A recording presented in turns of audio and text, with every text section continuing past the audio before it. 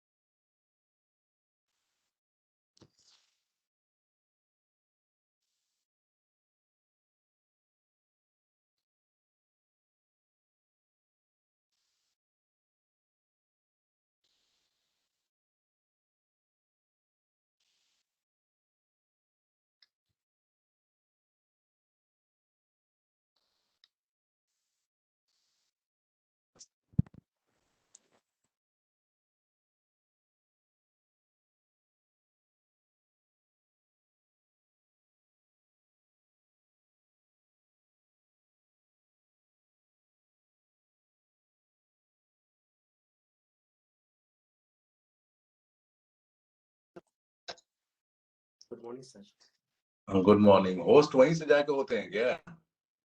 कैसे हैं? अच्छा, यहाँ से होस्ट नहीं हो सकते हैं? ये सर पता करना पड़ेगा। अच्छा, आई थॉट कि मैं यहाँ से भी होस्ट हो सकता हूँ। एक बार मैं से कंफर्म करता हूँ सर।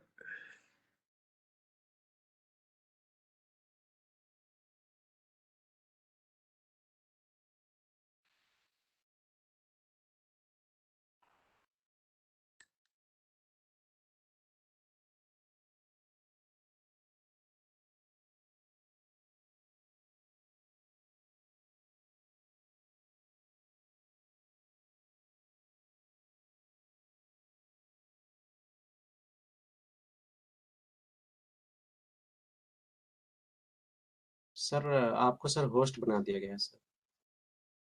अच्छा, तो लेकिन लिखा नहीं कि मैं होस्ट हूँ। सर अभी उन्होंने किया है आकर यहाँ। अच्छा, लेकिन हमारा उस पर चल नहीं रहा है, डेस्कटॉप पे। यस। एनीवे,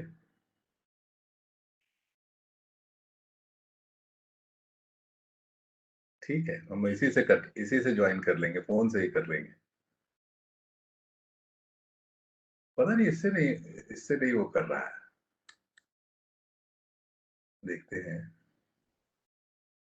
डेस्कटॉप पर, जो कि मैंने डाउनलोड किया है। और क्या हाल चाल है रंजन? ठीक है सर।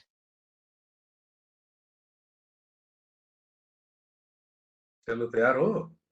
हाँ सर। ठीक है।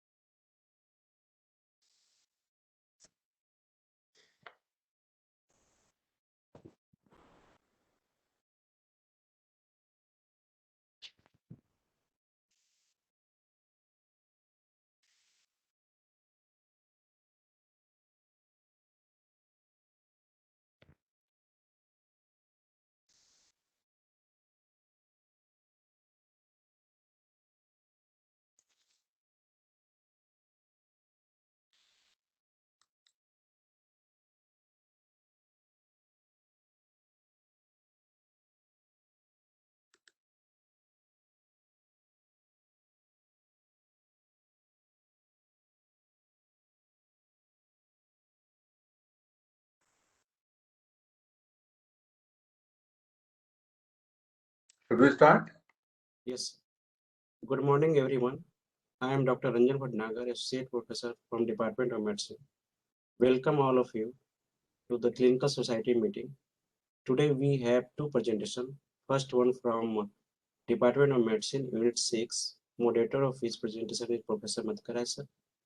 And the second presentation from Department of Salakya Tantra from Faculty of Ayurveda, which moderator is Dr. V. Mukhopadhyay. Let's move to the first presentation, for which I invite Dr. Somil, JR2 Medicine, to present the case. Dr. Somil.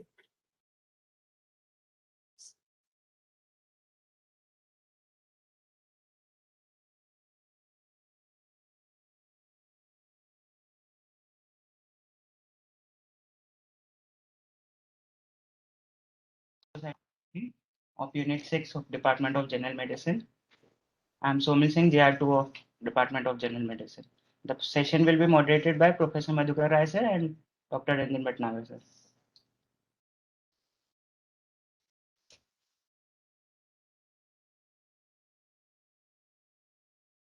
A 53-year-old male, lord by occupation from Sasaram, Bihar, a known case of hypertension for 5 years, presented to us on 7th October 2021 with chief complaints of generalized weakness since 3 months.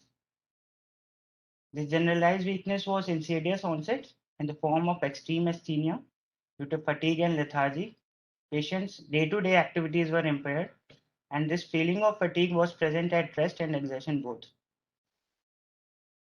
The patient consulted local physician for this problem, who reported everything to be normal except slightly low blood pressure and anemia.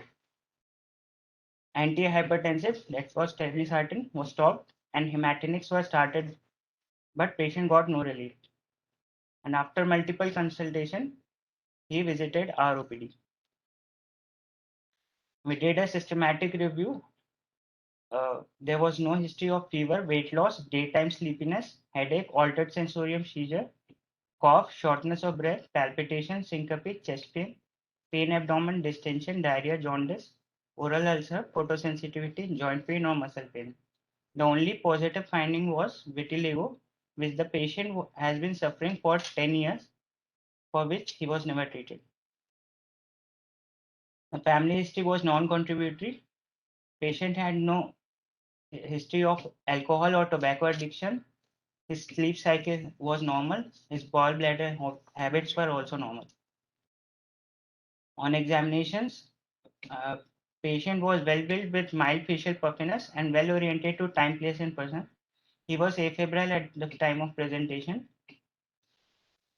Pulse was 80 beats per minute, regular, normovolumic, normal character. All peripheral pulses were palpable. No radio radial or radiofemoral delay was noticed. BP was 118 by 74 millimeter of mercury recorded in right arm without any postural drop. Respiratory rate and saturation was also within normal. On general examination, there was mild pallor, icterus cyanosis, clubbing, and lymphadenopathy were absent. There was a mild pedal edema present. JVP was not raised. There was patchy loss of skin color present on lips, knuckles, and feet that was not associated with aging, consistent with vitiligo. These are the sites of vitiligo as seen on patient. On systemic examination, CNS was within normal limit with no neurological deficit and a full GCS. S1 and S2 were heard with no added sound. In respiratory examination, bilateral vesicular breath sounds were heard in all areas of lung auscultation with no added sound. Her abdomen was also soft and non-tender with no palpable organomegaly. So we summarize the case as 53-year-old male, known case of hypertension, not on medication, presented with generalized weakness for 3 months, perceived as loss of strength and extreme fatigue with normal examination findings, except for mild pallor, pedal edema, and vitiligo. With very few clues to go on, we have these three main differentials: endocrine disorder, severe depression, chronic fatigue syndrome, with which we move forward and do some routine lab investigations. On routine, Hemoglobin was 9.1, TLC 5300, platelets was also within normal limit, LDH within normal limit. Fasting blood sugar was 112 milligram per deciliter. General blood picture showed normostatic, normochromic type of morphology of RBC. Again, liver functions and kidney functions were within normal limit, apart from a severe hyponatremia of 118 milliequivalents per deciliter. Chest X-ray, ECG, and urine RM was within normal limit. So we revisited the patient, and on detailed inquiry, the patient reported that he has been suffering from asthenia and fatigue for last 3 years, and he visited the different physicians. His symptoms are attributed to anemia, which never improved over last years despite taking enough hematinic dose. His thyroid functions were tested. He was subjected to thyroid functions a dozen of times, which revealed a normal TSH and lower range of normal T4 and T3.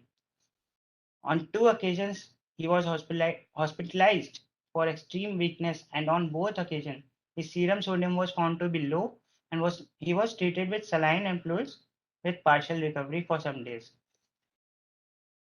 There was history of loss of libido. However, patient did not report any loss of hair in pubic or axillary region. Patient had no history of infertility. There was no history of polydipsia or polyuria, no history of head trauma, cranial irradiation, or cancer immunotherapy. There was no history of drug intake causing hyponatremia. There was no history of low mood or feeling of worthlessness, guilt, suicidal ideation, as is consistent with the diagnosis of severe depression. So considering the cause of generalized weakness associated with recurrent euvolemic hyponatremia without any obvious cause in an apparently healthy male, we evaluated his thyroid and adrenal functions before proceeding for detailed workup. Thyroid profile was as follows. T3 was low, T4 was also low, TSH was however normal, and serum cortisol was also low. So low T3 and T4 without corresponding rise in TSH shows secondary hypothyroidism. Concurrently, there is low serum cortisol. So we can localize that there is some lesion in pituitary with your head and did a pituitary hormonal profile. On pituitary hormonal profile, LH was low, 1.5 milli international units per ml. FSH was normal. Prolactin was again low. Adrenocorticotropic hormone was normal, but since cortisol is low, it should have risen. Again, serum testosterone was well below the normal limit. Now I invite Dr. Jyoti Dangwal, Junior Resident 3 from Department of Radio Diagnosis to discuss MRI findings, as the main differential for hypopituitarism is pituitary adenoma.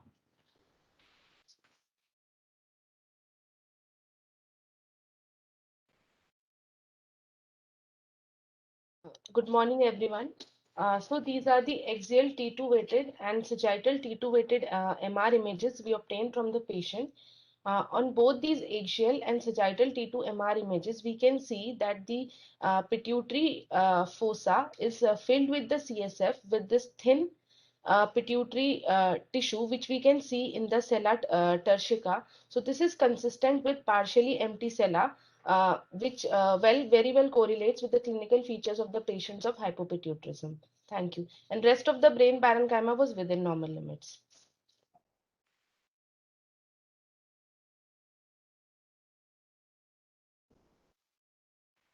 Thank you, ma'am. So MRI brain findings were as discussed. Biochemically and radiologically, this is suggestive of a picture of panhypopituitarism with presence of vitiligo and no other history of surgery, irradiation, head trauma, history suggestive of TB. This late acquired hypopituitarism is probably due to an autoimmune cause. The patient was started on following drugs: trab prednisolone 20 mg BD with gradual down titration. Thyroxine 50 milligram, 1 tab OD with gradual up titration. Injection in testosterone enanthate 100 milligram IM every 21 days. The thyroxine replacement was done 3 days prior to 3 days after glucocorticoid replacement so as to avoid adrenal crisis. Patient made a dramatic recovery. By the end of the first week, he said he had never felt so good in last 3 years. And after 2 months, he is on 100 microgram thyroxine, 5 milligram prednisolone at 8 a.m. and 2.5 mg at 4 p.m. 1 gram testosterone undeconate every 3 months. And his hemoglobin has now, which has never improved in last 3 years, has now improved to 13 gram per deciliter. So coming to the discussion part, anemia has been, we reviewed several literature on internet and found this journal in Journal of General Internal Medicine, where a patient of 60-year-old male presented with similar features, pancytopenia and hyponatremia, and with workup he was found to be suffering from hypopituitarism. The cause was pituitary adenoma, however, in this patient. So anemia can be explained due to panhypopituitarism. Another case report in Hindawi Journal of Endocrinology showed a patient of primary empty cellular syndrome who was in his 70s, presenting with severe hyponatremia to emergency departments. Eventually, he also had a background history of taking growth hormone in his teenage years, and he had the general short stature, and that in routine workup, again severe hyponatremia with normocytic normochromic anemia was present, and patient was evaluated in a similar workup and found to be suffering from primary empty cellular syndrome. Another article in Asian Journal of Endocrinology discussed how empty cellular syndrome is associated with autoimmune hypophysitis. A 60-year-old male presented with who was a diagnosed case of pituitary adenoma, underwent a routine MRI screening after 6 months for the evaluation of pituitary adenoma size, and it was found that the pituitary mass has regressed to empty cellular. This insidious progression of regression of pituitary mass was attributed to autoimmune hypophysitis. These are the causes of acquired hypopituitarism. As you can see, the most important cause is pituitary adenoma. There are multitude of causes which are very hard to exclude, but we have excluded most of them, like surgery, radiation, trauma, and any history of infection. So we are left with autoimmune hypophysitis or primary empty cellular syndrome. Hypopituitarism is deficiency of one or more pituitary hormones. The gland has 2 lobes. The anterior lobe produces growth hormone, gonadotropins, adrenocorticotropic hormone, thyroid stimulating hormone, and prolactin. Posterior pituitary lobe contains 2 hormones, oxytocin and antidiuretic hormone, which are produced in hypothalamus and transported via pituitary stalk to be stored in posterior pituitary. The prevalence of hypopituitarism is 29 cases per 1 lakh people to 45 cases per 1 lakh people, with a mean incidence of 4 cases per 1 lakh. Dr. Somil, I interrupt you here. One suggestion is suggested by Director Sir and Sanjeev Gupta sir, that the thyroxine you mentioned is in the milligram, which is incorrect, and thyroxine is unit in microgram. So correct it. Sorry, sir. I'm sorry for the minor typo. Okay, go ahead. Hypopituitarism can have two presentation, acute presentation and chronic presentation. Acute presentation is usually associated with causes of pituitary apoplexy, acute pituitary inflammation, and Sheehan syndrome. And it presents as a life-threatening emergency due to loss of ACTH and subsequent hypoadrenalism. Chronic presentation, which was seen in our patient, in this patient, in such patients, the onset of hypopituitarism is usually insidious and the clinical presentation is non-specific. That is why it is very hard to diagnose. The symptoms and signs are consistent with the order and extent of hormonal loss. The management part usually consists of replacement of hormone deficiencies, regular screening for the development of new pituitary hormone deficiencies, surveillance of the underlying cause, which is usually a tumor. Most common cause is a pituitary adenoma, and monitoring and management of other consequences of hypopituitary. That is cardiovascular risk and respiratory infections associated with loss of cortisol. ACTH deficiency presents with lethargy, tiredness, and weight loss. We usually do a replacement of the daily maintenance. We usually replace the daily maintenance dose and give rescue treatment whenever patients have increased physical and mental stress so as to avoid an adrenal crisis. TSH deficiency leads to central hypothyroidism. Presenting features are similar to primary hypothyroidism. In patients with hypopituitarism, it is hypopituitarism, it is important to rule out other deficiencies of hypothalamic pituitary adrenal axis, because if there is concurrent cortisol deficiency, it may precipitate adrenal crisis due to accelerated metabolic clearance of cortisol and increased cortisol need as a result of increased basal metabolic rate of thyroxine replacement. Gonadotropin deficiencies in women present as menstrual irregularities, amenorrhea, difficulty with conception.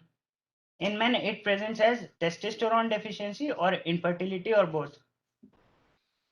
Testosterone deficiency usually present as a delayed sexual development, reduced sexual desire, and decreased spontaneous erections. We usually supplement oral estrogen with cyclic addition of progesterone so as to mimic the normal menstrual cycle. And it is the most common replacement regimen in women with hypopituitary. Excuse me, sir.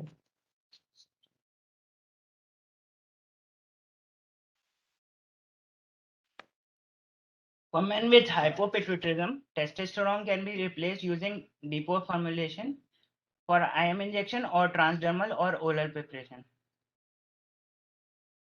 Growth hormone deficiency is very rare in adults, and it usually presents with increased fat mass, reduced muscle mass, low energy, and reduced quality of life. In adults, the growth hormone replacement is required to improve well-being, reduce cardiovascular risk as it is associated with deranged lipid profile. It improves the bone density and normalizes body composition of fat. Recombinant human growth hormone is available for daily subcutaneous injections. ADH deficiency usually presents as polyuria and concomitant polydipsia. Again, we give a maintenance dose of desmopressin, which is a modified form of normal human hormone, arginine vasopressin, in 2 to 3 daily doses and as nasal preparation. Thank you. Now I pass the stage to Professor Madhukar Rai, sir, to summarize the presentation and give his expert opinion. Thank you, sir. Thank you, Somil, for such a wonderful and very clear presentation. I would say so. Unfortunately, my video is gone. Okay, so this was not a very unusual case, but a very typical case to diagnose, because this patient was, sorry, this patient was suffering. Am I audible or not? Sir, you are audible. Sir, you are audible, but there is echo of sound. There is a echo. Ask Dr. others- Madhukar? There is a echo. Ask others to mute it. Okay.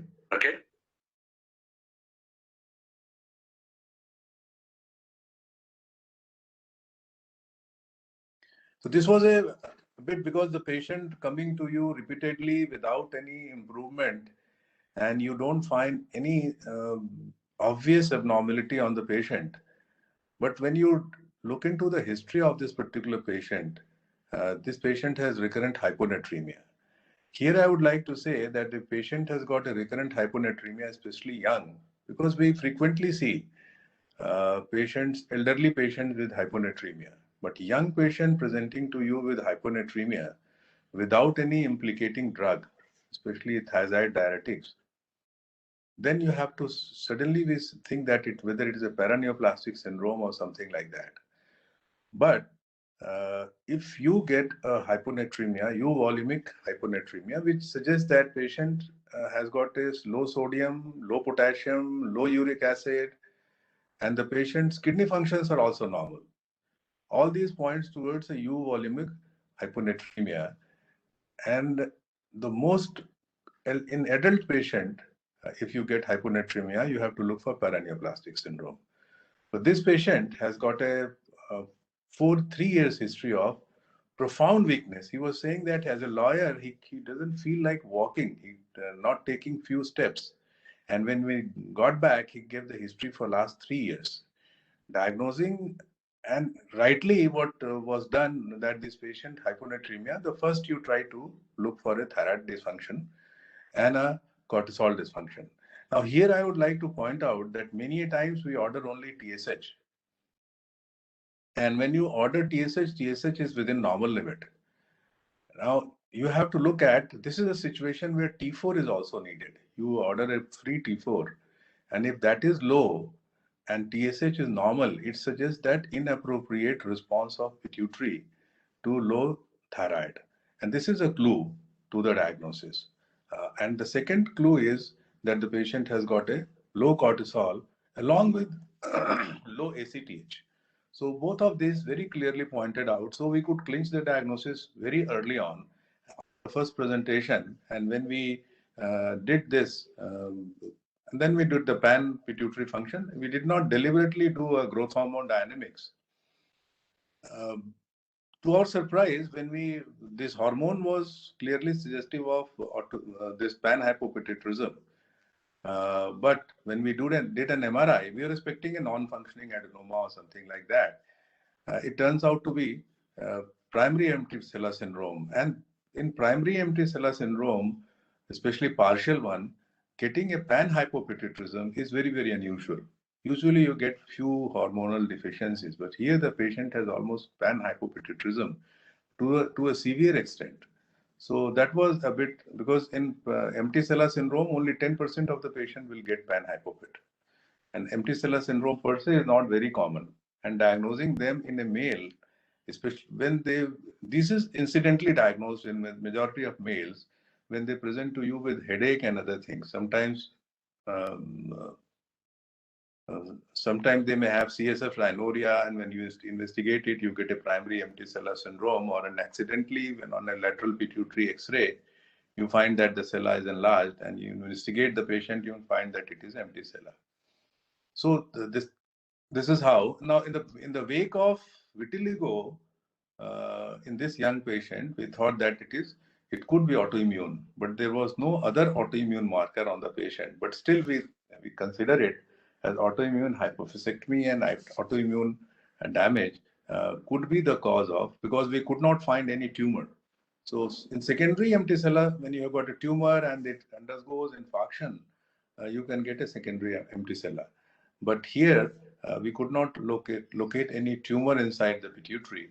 So probably it looks like a primary MLR. So in this way, I just wanted to say that this could be a patient can present to you with refractory anemia, or patient could present to you with recurrent hyponatremia. So this cause should always be kept in mind. Of course, we have to rule it out before we proceed. Label the patient as chronic fatigue syndrome or a patient of masked depression, because the patient was absolutely fine except for mild anemia, and he was so lethargic that he could not.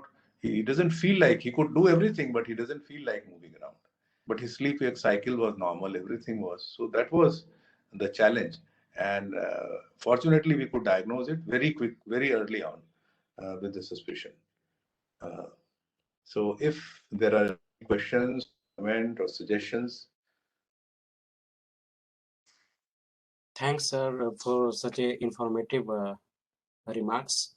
Now it is time to take a question from chat box.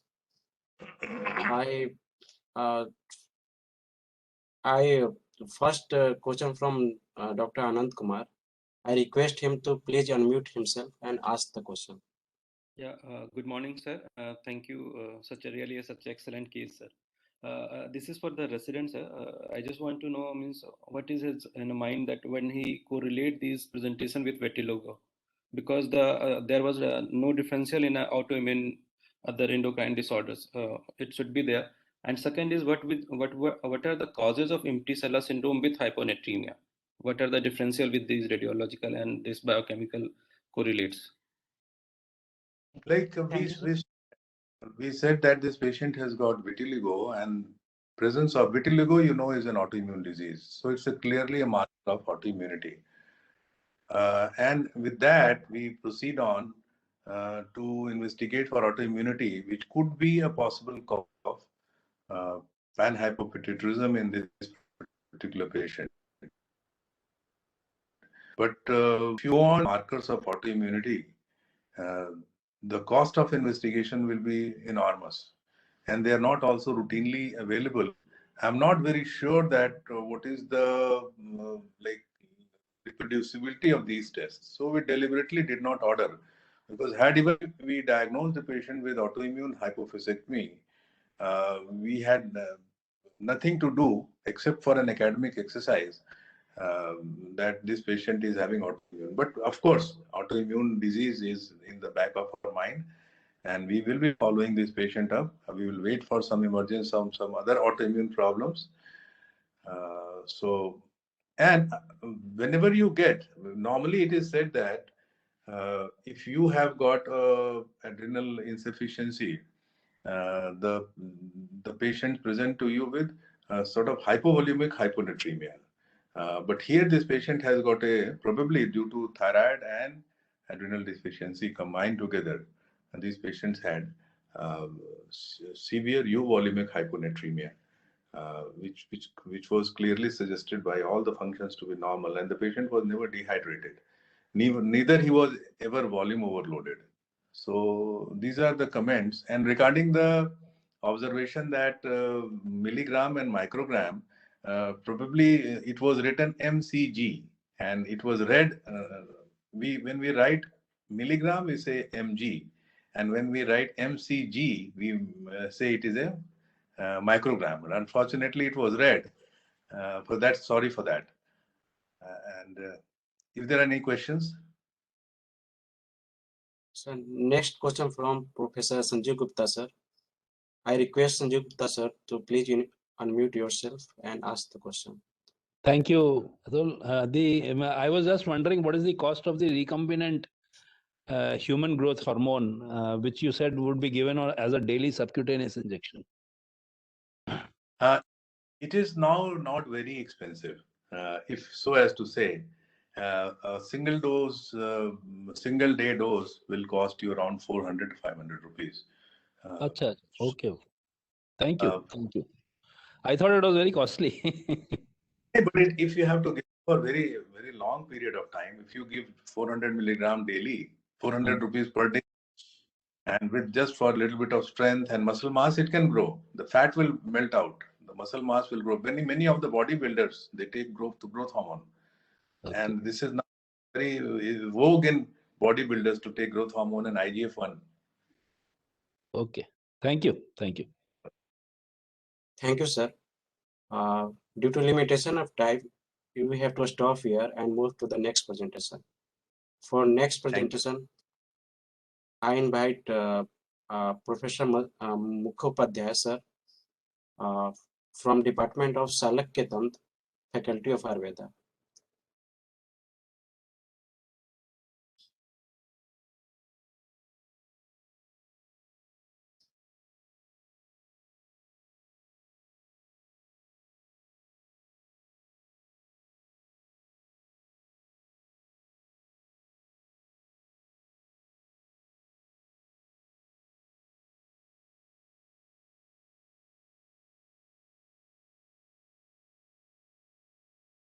Director, Institute of Medical Science, Professor V.R. Mittal, sir.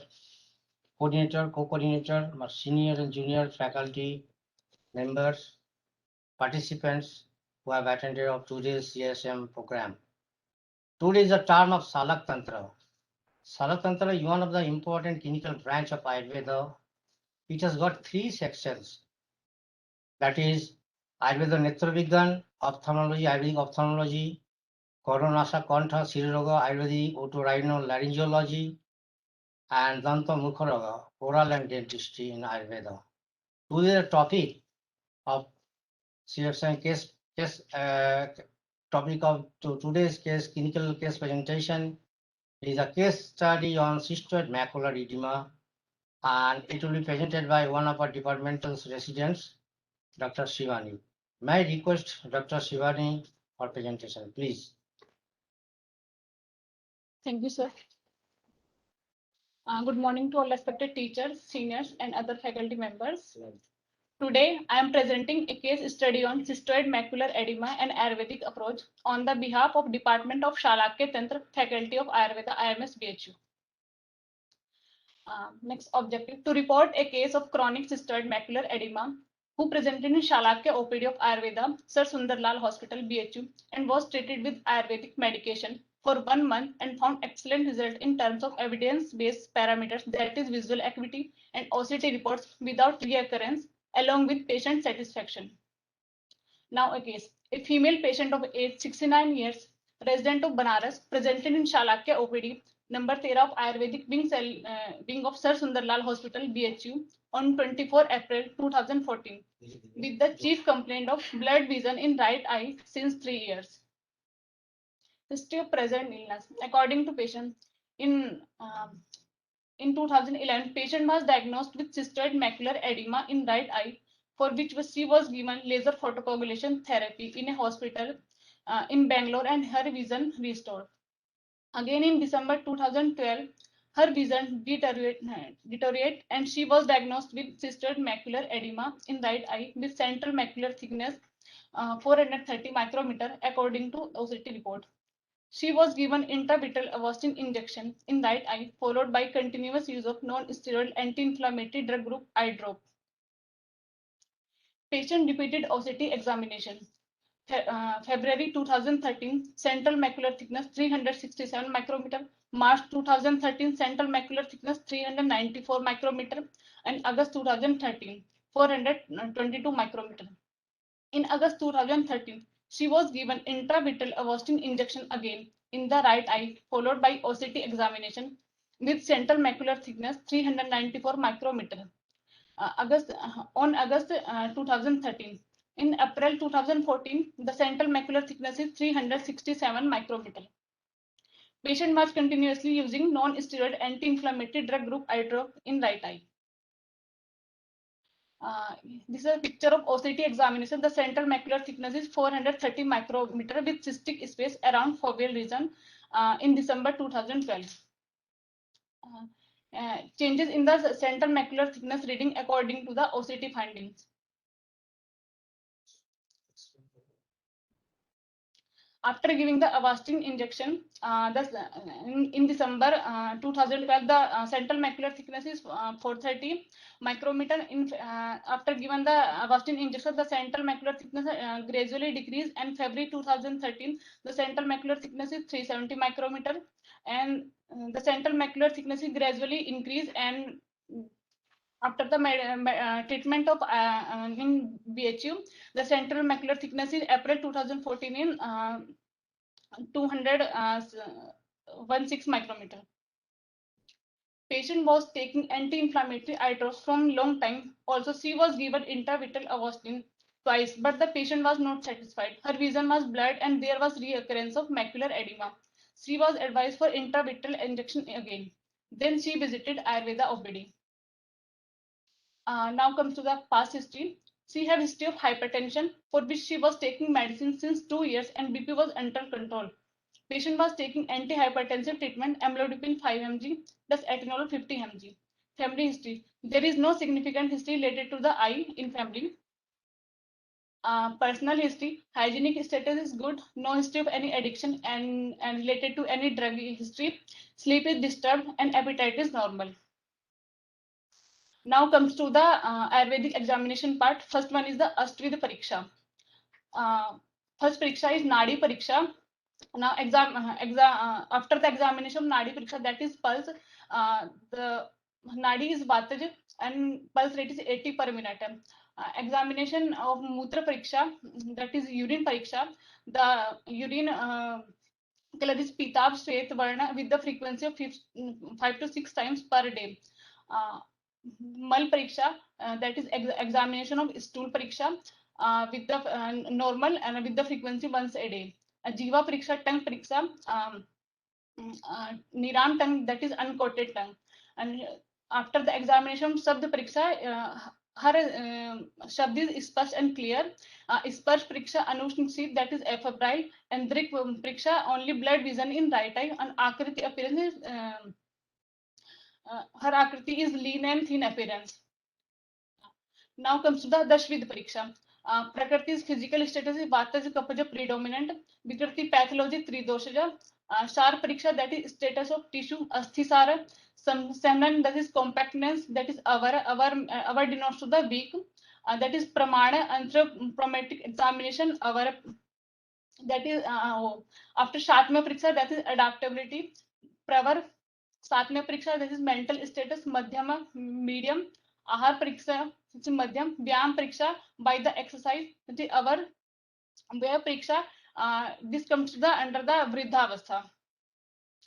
Now, physical examination. Patient was well oriented and conscious and cooperative patient. Height is 150 centimeter, weight 53 kilogram, BP is 140 by 90 mmHg, respiratory rate 15 per minute, pulse rate 18 per minute, temperature 8.4 degree Fahrenheit. Systemic examination, no abnormality detected in all systems of body.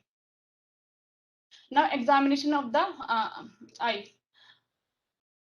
Adnexa of both eye within normal limit, conjunctiva within normal limit, cornea both eye are clear, pupil reaction in normal both eye, lenses both eye mild cortical cataract, fundus examination by direct ophthalmoscopy and by microscopy with 78D, right eye optic disc within normal limit, foveal reflex dull, retinal thickening in left eye within normal limit. Patient presented in Shalak OPD of Sundarlal Hospital, BHU on 24 April. Visual acuity in right eye 6 by 36, in left eye 6 by 12 partial. Best corrected visual acuity in right eye 6 by 24 plus 2 diopter spherical lens plus 1 diopter cylindrical lens at 150 degree, and left eye 6 by 9 plus 2 diopter spherical lens. For near vision in both eye plus 3 diopter spherical lens. According to OCT examination of retina, central macular thickness 20 April 14, 376 micrometer with cystic space around foveal region. Treatment is the Madhu ST Google 2 tap 500 mg each, TDS with warm water for 30 days after a meal. Tarpan Karm, a therapy with Jivanti Adi Grah, 2 sitting of 7 days interval, 1 sitting of 10 days duration. Follow up after 3 days of treatment. 30 days of treatment. Drug selection criteria. The drug selected having Shothara, Tridosh Shamaka, Vishagna, Chakshusha properties. These drugs have anti-inflammatory, immunomodulatory, antioxidant, immunostimulatory activity. and Tarpan Karma is the gold standard in Drishtigata Roga described in Ayurvedic text. Follow-up. Patient come for follow-up after 1 month. Her visual acuity was improved and she had clarity in her vision. Visual acuity before treatment in right eye 6/36, after treatment 6/24, left eye in before treatment 6/12 partial and after treatment 6/12. Best corrected visual acuity with same glasses before treatment right eye 6/24 with 2 diopter spherical lens plus 1 diopter cylindrical lens at 150 degree, and after treatment 6/9, before treatment in left eye 6/9 plus 2 diopter spherical lens, and after treatment 6/9. For near vision, both eye plus 3 diopter spherical lens. OCT examination after 1 month treatment. The central macular thickness is 217 micrometer with no cystic space around foveal region.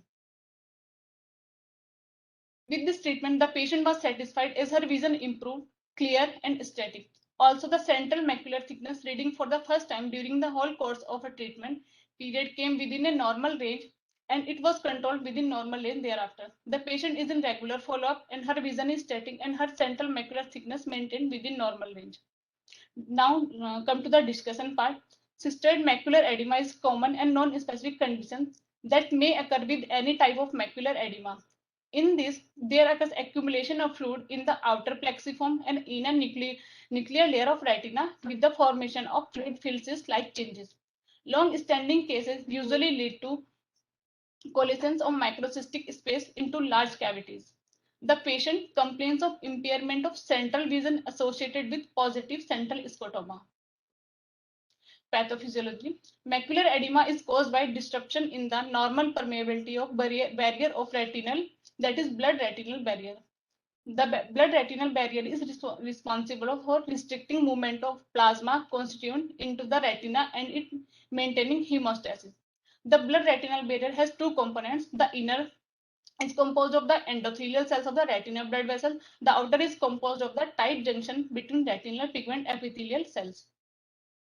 In ocular inflammation, increased production of inflammatory mediators such as prostaglandins lead to increased permeability of the parafoveal capillaries and exudation in the macular area.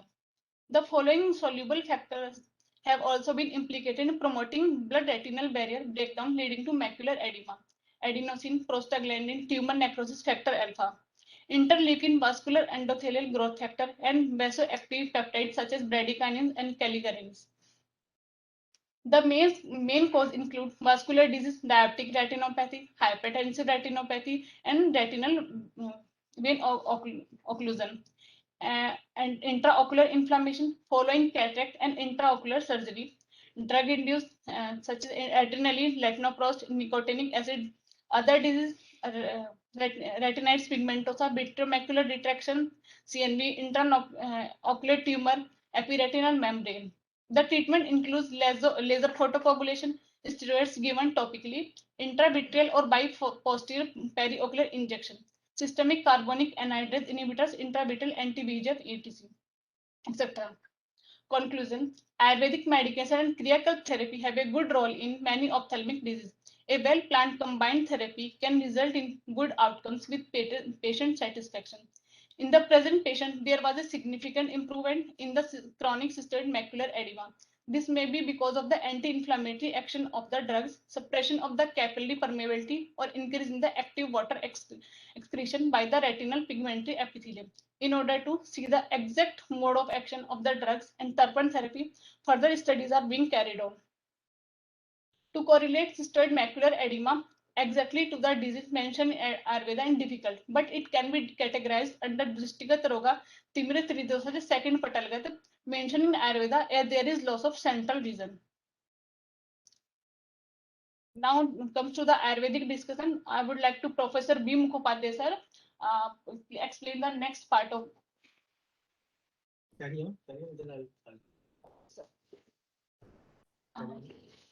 Tremendous advancements made in the science of ophthalmology in recent years has opened a new era in the history of medicine. Scientists and scholars of modern ophthalmology have attracted most of mankind who are anxious about maintenance of prolonged and healthy vision. At the same time, there are numerous challenging problems existing before modern ophthalmologists that require special attention to develop under one field of medical knowledge hidden in the ancient medical text. Need for alternative therapies. Owing to the difficulties mentioned above, it is a junction that is need for such drugs which could effectively tackle the problems. Every country has a traditional cure for its disease. These prescriptions have evolved based on geographical conditions, flora, and mineral resources.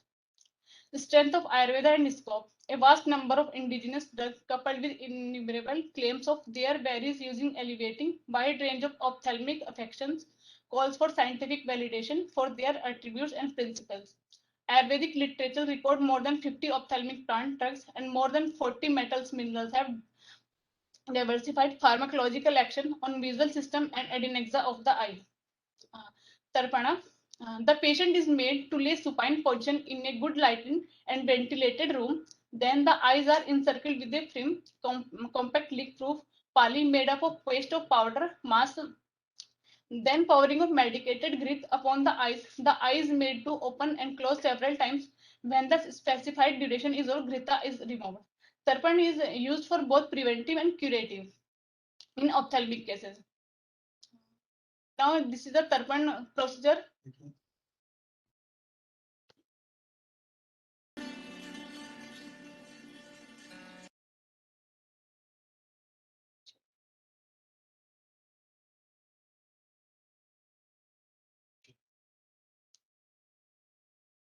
Few patients on same kind relieved by Ayurvedic management. Now I would like to Professor B. Mukhopadhyay, sir. Okay, thank you, Dr. Shivani, for your nice presentation of this case. Actually, in these cases, we have got very nice and accidental findings and having very miraculous result.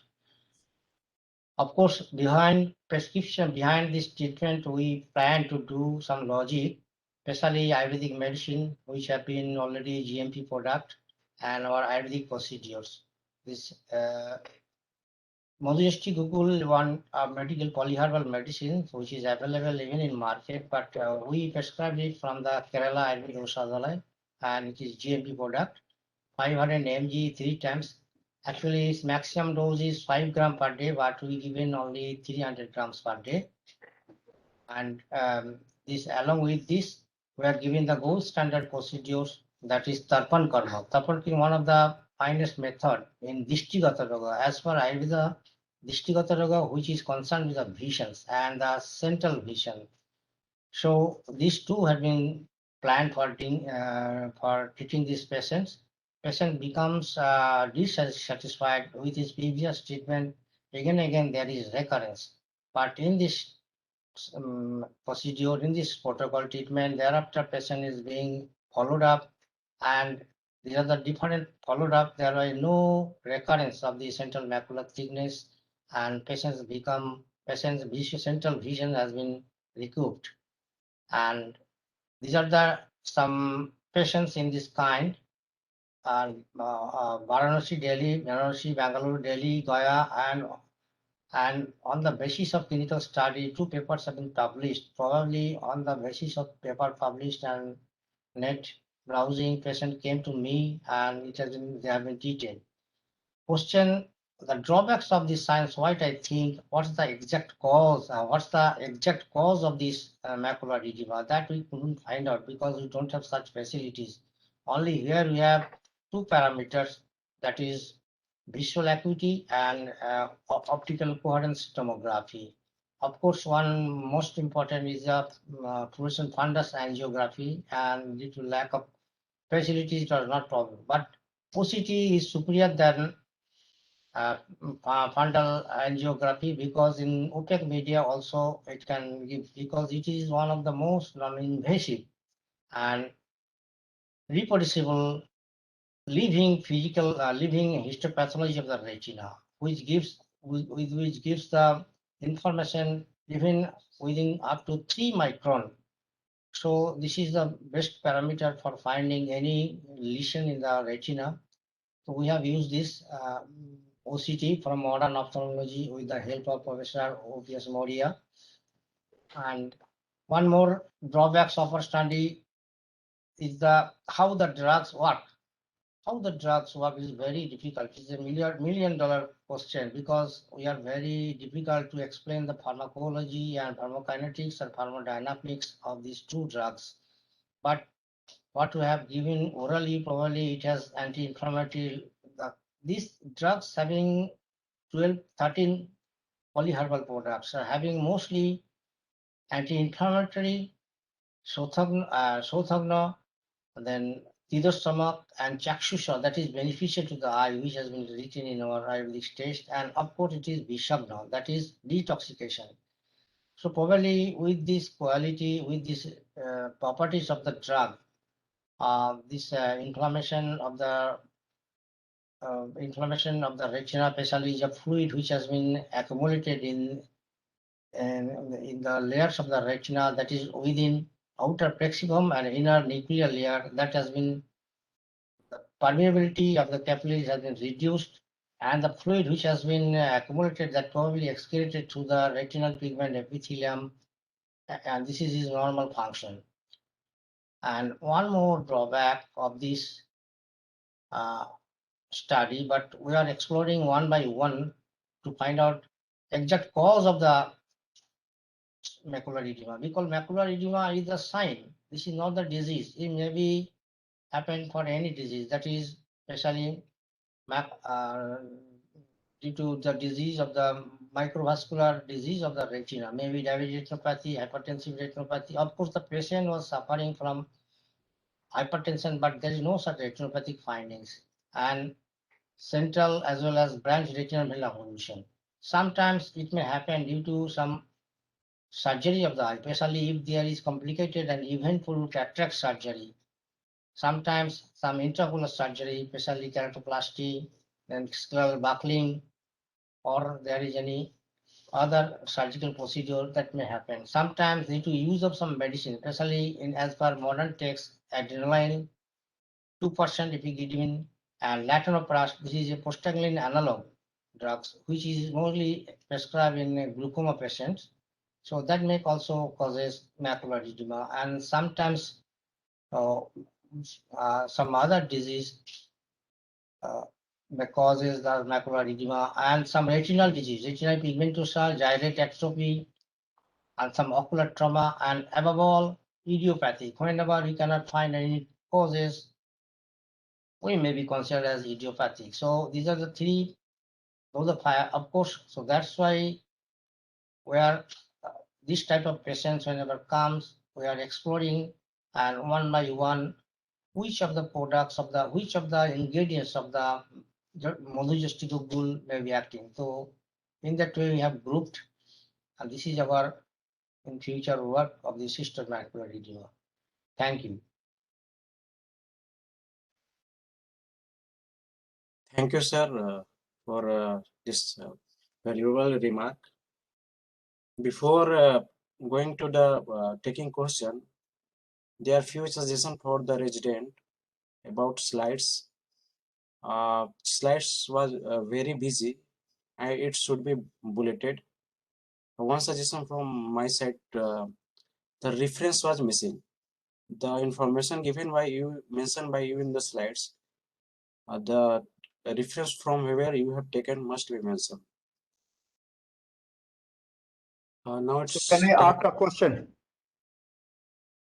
Yes, sir. Yeah, Professor Ashok Kumar. I think this video is not working.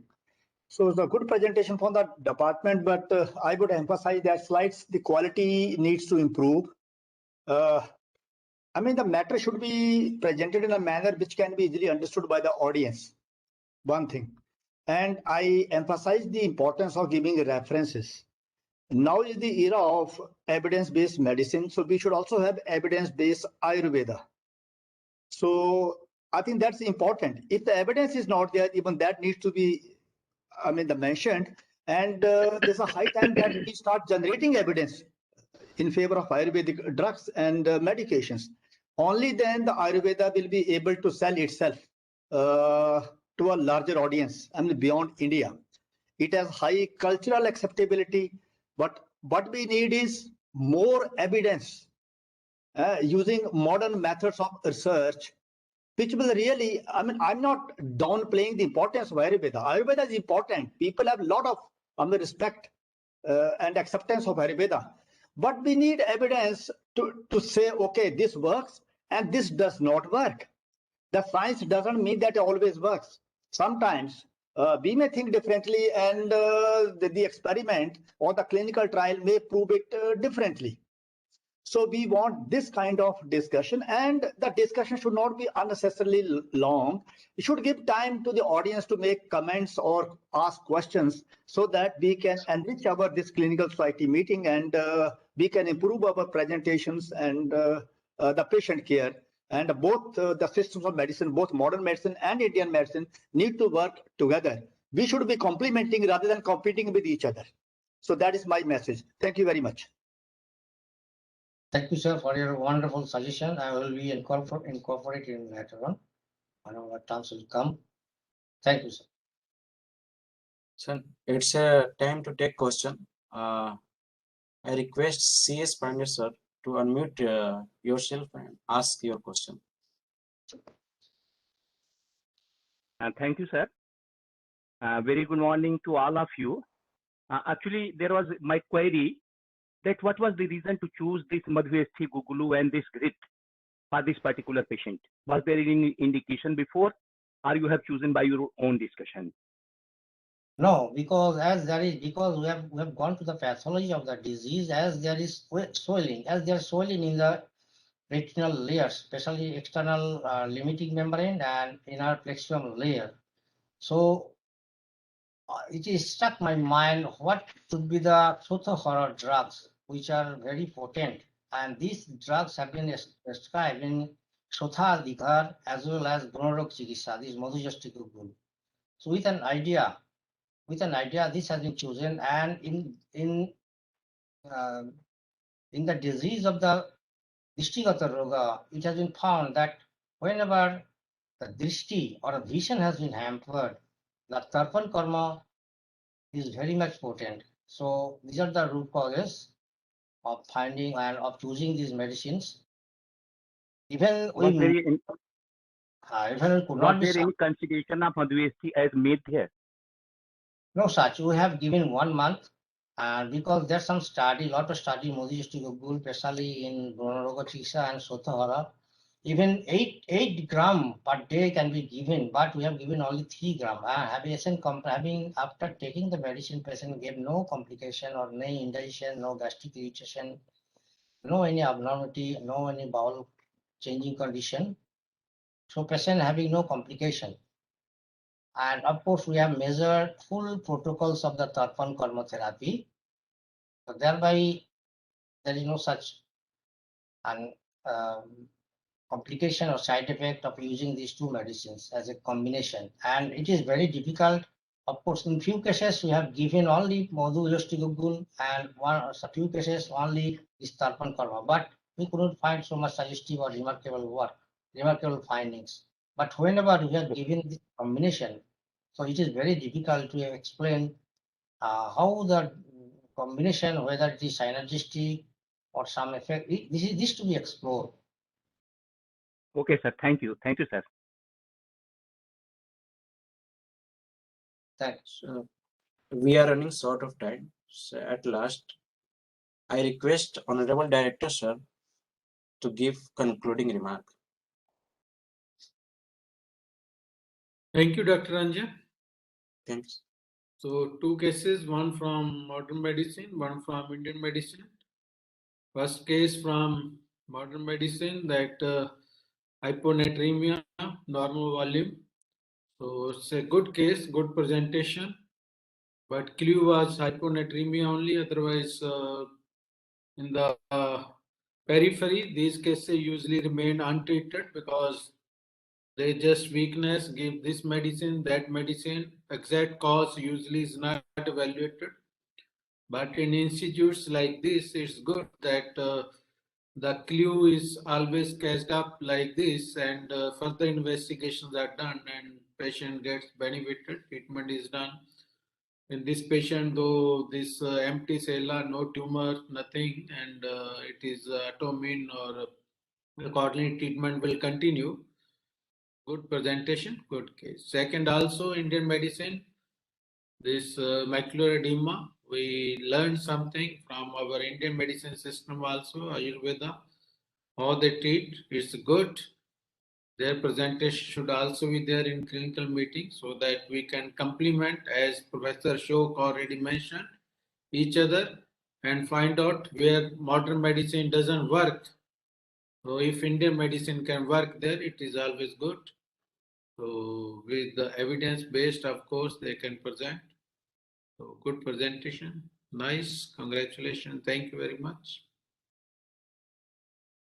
Thank you, sir.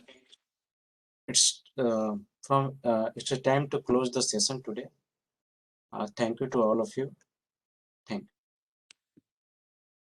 Thank you.